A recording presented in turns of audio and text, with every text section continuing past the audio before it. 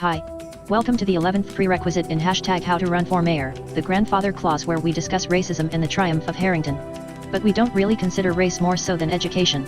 Come along with us. 11th prerequisite. Racism and the triumph of Herrington.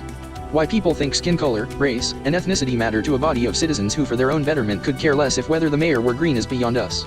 Who becomes mayor or any other elected official take oaths to do what they can, when they may towards the best interests of all under their auspices. As in most every neighborhood, community, or even church there are men and women who, products of their environments have concern for their community's betterment. With proximity to or from those sovereign determining the magnitude of loyalty one has for those outside one's biological family in lieu of authority citizens establish order amongst themselves. Charged with governing whatever funds collected for refreshments at future meetings or garbage pickup on Thursdays, skin color has the least thing to do with service. We don't know about other people, but if our father hadn't died in the war, it would certainly be an issue, if he said one thing, while the mayor another, but the law is the law. As administrations are temporarily in place under the law of man, the permanency of the law of nature reinforces women, children, and elderly regardless of whether the state does sufficiently. Looking in the mirror more choose what's familiar than most where, waiting on relief from the state, local government nurtures a safe and healthy environment for residents' growth.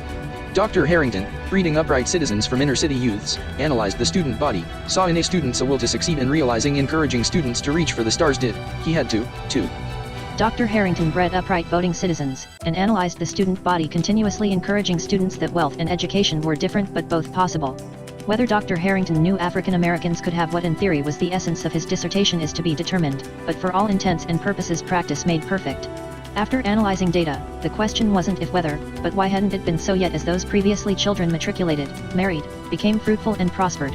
Mayor Hackett's 9 years of prosperity in office attributed to urban sprawl, while African Americans with corporate advancement hadn't enough to escape the gravity which pulls Memphians back to the land where their fathers and mothers reside.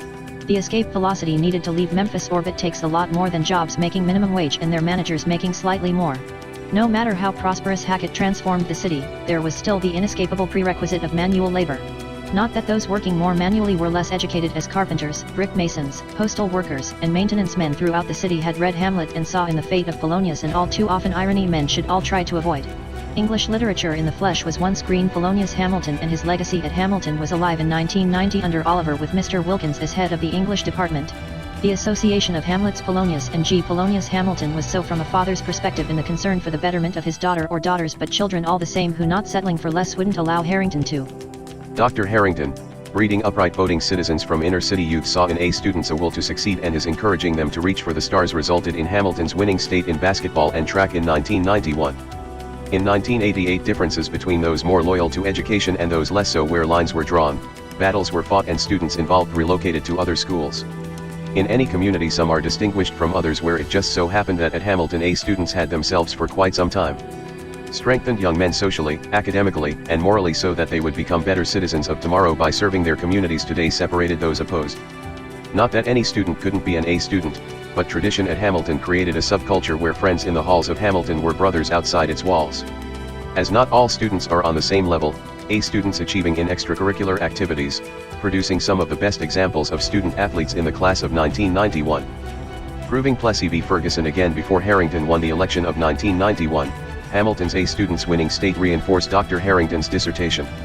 Elected for an unprecedented 5 terms as city mayor from January 1, 1992, until July 30, 2009, Dr. Herrington, encouraging students to reach for the stars, he did so himself. Some say Dr. Herrington was a tool in a student-run experiment which was foretold, whereas confidence in students' success sparked a movement that made education a priority and Herrington responsible. A brighter side of Memphis was seen in the eyes of graduates who became voting members of society and encouraged others to do so. With Herrington lay the credit as proof of yesterday's theory was seen in former students contributing to society under his administration. Dr. Herrington may have been fine as superintendent for years to come, but student movements happen in many different fashions where who knows what the future holds for us tomorrow as some say, those we influence mention mayor or that one should be so around those they consider may be best in office from their perspective. As highest-ranking authorities in age, education, or even fashion design, Hackett's youthful presentation reflected in African American students as well where now academics, conduct and presentation are graded. Culture and tradition made so that a students governed presentation setting standards and leading through excellence in grooming, of mannerism, with poise and demeanor. Youth a much brighter day impending when they will consider steering the reins of leadership under educators of today. Dr. Herrington bred voting citizens. Analyzing demographics and seeing a student's subsequent success he realized encouraging students' development would also revitalize commerce and trade in and with the city. Though Hackett's constituents migrated, leaving the economy barely surviving, the suburbs grew, but young Memphians did too. That is all the information we have for this session. There are but 3 more sessions before the conclusion of our course. We hope you have enjoyed thus far. Next we discuss respect in the stability of Wharton. See you then. Thanks for your time and consideration.